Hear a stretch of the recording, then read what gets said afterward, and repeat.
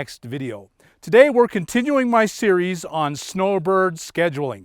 If you want to be a snowbird and stay where it's comfortable, you have to move. There's no one place anywhere really where it's comfortable all the time. So today we're talking about where to spend summer. And one of the questions everyone has is, where can I meet up with people at different times of the year?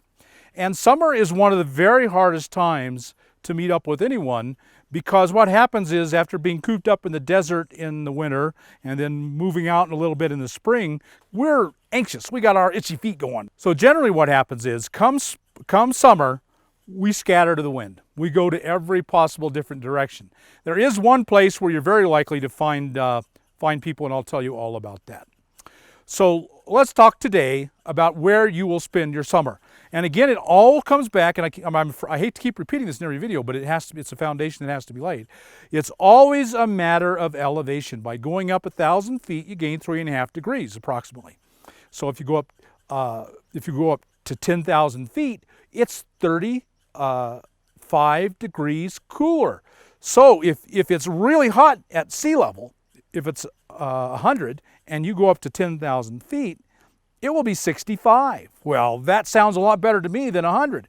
So one thing you need to be aware of, that the higher you go, the less air there is. And here I'm at 10,400 feet, and the air is thin.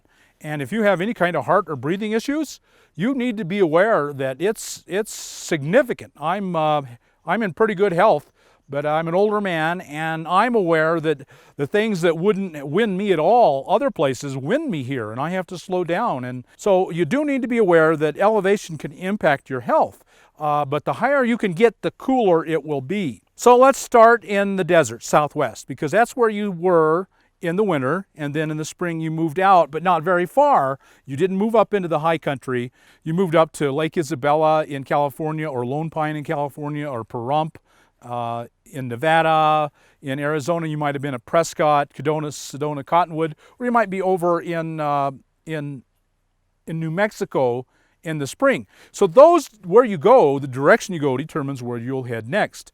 If you know you want to spend your summer in Seattle, in the Washington state, then you would move up to Lake Isabella and then up the coast as it gets warmer and spend your summer in Washington state. If you're interested in going to Alaska, I would suggest you go to Flagstaff as your jumping off point. Once it starts to get just a good temperature, you start moving up the Rockies. I've done exactly that all the way up to Alaska. Or if you're interested in going to Montana, Wyoming, South Dakota, then you might go to New Mexico and then move your way up through Colorado, Montana, Wyoming. That's a good trip. That's a good way to do it, is you choose where you're going to spend your summer, and then you start in the spring heading that direction. If you're on a tight budget, you may not want to do all that traveling, and I completely understand. I have spent whole years, the whole 12 calendar years in the state of Arizona. It's very easy to do. Down in Yuma, Quartzsite, Lake Havasu over the winter, Cottonwood, Sedona, and then Flagstaff. That's all you have to move. That's less than 300 miles one way. Stay there the summer, move around. You have to move every 14 days no matter what. You have to move around during the summer, so you're never just in one place. But then at the end of the fall, you move backwards. You do a reverse step. So you can spend, if you're on a tight budget, that's a great schedule. In Arizona too, if you want to see more and move a little bit more, all you have to do is go east a little ways, and you'll be into some real high country. There's 8,000-9,000 feet country in northern Arizona. So it's easy to spend your whole year in Arizona and be comfortable year-round. It's an amazing opportunity, and as cheap a living as you can do. You can do the same thing in California. You can go down to Holtville or Slab City or over to Victorville and spend your winter, and then move up to Lake Isabella, and then just move up the Sierras. The problem with California, of course, is it's an expensive state. Gas is 50 cents to $1 more. And especially when you get remote in the Sierras, gas could be $2 more than you would pay anywhere else. And everything is fairly high. Come summer, you're scattering to the wind. Where do you go? Again, we're always back to elevation. Low elevation in the winter, middle elevation in the spring, fall, high elevation in summer. The cooler you want to be, the higher you want to be. And that almost always means national forests. You need to search through, get your atlas out, find all the national forests, and then that's where you want to spend your summer, in a national forest, because it'll be free and because it will be cooler. Almost all the national forests are higher than the country around them. And then you're going to have to do your research and find out which are the highest elevations in each national forest so you can stay the right temperature for you. The easiest state is Colorado. That's where I am right now, near Leadville. This is Half Moon Creek. You can camp all over Colorado at between 7,000 and 10,000 feet. In fact, in the Rocky Mountains, it's very difficult to go below 7,000 feet. Now understand that for some reason, even 8,000 feet in Colorado can be hot. I don't really understand that, but it'll be into the 80s in Colorado, pushing up at 90 in Colorado at 8,000 feet, which is why I like to be at 10,000. So Colorado is my first recommendation to you for summertime visits where you can stay the coolest. Let's talk about Utah next. Utah has a lot of high country. For example, Bryce National Park is at 8,000 feet, and I have a gorgeous campsite just not even 10 miles from Bryce National Park, and it's at 8,080. By the time I get camped, it's at 8,500 feet. Very comfortable all summer. Really good place to spend your summer. Utah has a lot of high country, even over near Salt Lake. Salt Lake's a high city. But outside of to the east, you go up the freeway and you get into the Wasatch, and that is pretty country and very high. You could be there all summer very comfortably in their national forest. And then there's always, all over the state, there are pockets of mountains, and you can go up and be comfortable. So Utah is a great place. You could spend your whole summer in Utah. It's not very far from Arizona, and then in the spring and fall, you could go down into the desert and be in the desert national parks, high desert national parks. And then you're just a hop, skip, and a jump down to the Arizona desert. I love Utah and Colorado so much. If I could spend my winters in Arizona and then have to spend the rest of the year in Utah and Colorado, I'd be happy for the rest of my life. It is incredibly gorgeous. Okay, so let's move on. Nevada has a lot of high country, but overall it just isn't someplace I recommend. You have to go down into the heat to get in between the high country, and it's few and far between, and there is high country, you can do it, but it's too hot for me and I don't recommend Nevada.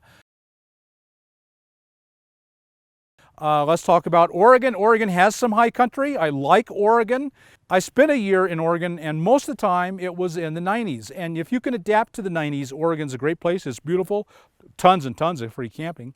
There is some high country up at around 8,000. Not a lot, and you'd have to keep moving.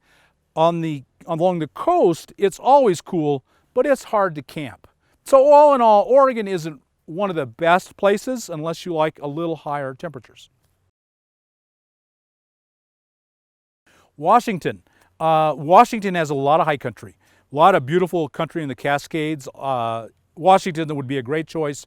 I've never spent much time in Washington, so I can't really comment, but everything I know tells me that Washington would be a great place to spend your summer. Idaho, again, I have camped there a few times, not a lot. There is a lot of high country. Idaho would not be my first choices to spend the summer, but you can. You can spend your whole summer in Idaho.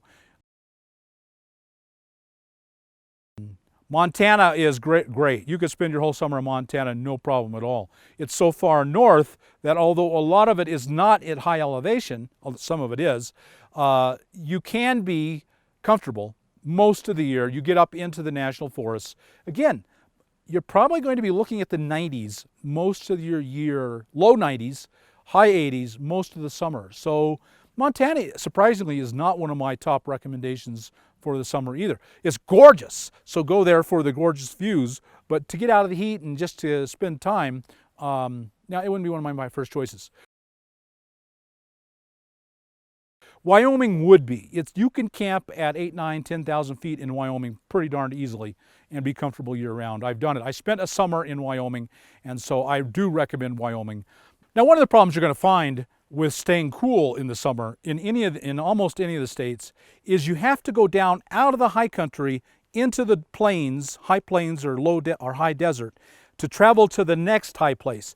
You're going to be miserably hot during that drive, and then you can climb back up and get cool again. Colorado, you can stay high and be comfortable all year. Move from high place to high place to high place across the strait Arizona, surprisingly, is another one of those. Across the top of Arizona is what's called the Mogollon Rim. It's a geologic uplift, just kind of a sheer cliff that you have to climb up to. And it starts over at the area around the Grand Canyon and then does like a banana across the state over to New Mexico. All along there, you can stay in the high country, over 5,000 to 6,000 feet. Never go below there. And you might get a little warm, but it won't be miserably hot. So there you have it. I'll put up a map, a Google satellite map, and I will have circled all of the, in red, all of the national forest areas where I've camped. I've been to almost all of them, and they're comfortable all summer. And you can see that you have to travel in between by dropping down into the low country. If it's not green on this map, if it's brown, it's high desert or high plains, and it's hot. The only thing that's going to be green on this map is the green national forests, and they'll be cool. And so that's why I have them circled, and they're all places, most all of them are places I've camped and can assure you are reasonably cool. And you'll see they're little circles surrounded by brown. And that's the problem. You have to go down and climb back up. So your next question then would be, where am I most likely to find other nomads? And I would say without any question, it's Flagstaff, Arizona. Flagstaff's at 7,000 feet. There's a lot of area you can camp in. You can move from Flagstaff to Belmont or over to Williams or move up to the Grand Canyon. You can do this circle and be in different national forests, and it's different. There's tons of camping. I'm right outside of the Grand Canyon. You can go up to the north rim of the Grand Canyon and camp on the north rim of the Grand Canyon, be in a completely different area. You can take, so you could base yourself out of Flagstaff and see all these areas. So Flagstaff will get into the 90s. It will hit low 90s part of the summer. And then when the monsoons come, the monsoons can be really unpleasant and the roads become impassable. The roads, you can't drive on them. You never know if you'll make it in or out. So there you have it. That's where we spend our summers. Again, we scatter to the wind and there's no telling. Of course, all I've discussed so far was out west because that's what I know. But if you want to go to the east, you can spend the summer back east. It's going to be hot and humid. It just is. You can't hardly get out of it. But camping is hard. It's not impossible. You can camp. We have found it. But it's difficult. It's not like it is here. I know whenever I leave here and go to my next place, I'm going to find a campsite there. So where are you going to go back east? In April, I highly recommend the Cherry Blossom Festival in Washington, D.C. I did that one year. Man, I love that. And then, of course, there's history everywhere. If you're a history buff, my goodness, East Coast is heaven on earth. And for real true beauty, I believe that your best places are going to be the North Carolina Blue Ridge Mountains, the Blue Ridge Parkway, up north at Maine, and especially at the fall. New Hampshire, the White Mountains are stunning. They're beautiful mountains. They're the equivalent of the mountains we have here. The only place that it's like that, but they really are pretty. There's the seacoast, of course. You've got all the coast, the Atlantic coast. I loved going to Kitty Hawk, the Outer Banks, North Carolina. So there are places to go out east, but I got to tell you, the west is the place to be in the summer. It just simply is. You can stay comfortable and see stunning beauty, and it's just hard to beat that. So I hope you got something out of this video. It inspired you a little bit that there's a lot to see and do out there. If nothing else, come out west just to see all the national parks. I've never had a problem finding free camping near all the national parks. It's never been any issue. So if you're inspired and you've enjoyed this video, I hope you will subscribe to the channel, like us on YouTube, and no matter what, don't give up on your dreams. Go after them. Take baby steps. And maybe you'll never fully accomplish your dreams, but if you'll start and take baby steps all along the way, your life will be better and you'll be moving forward and you'll have hope. And that's what I want for you, hope. Until next time, we'll see you later.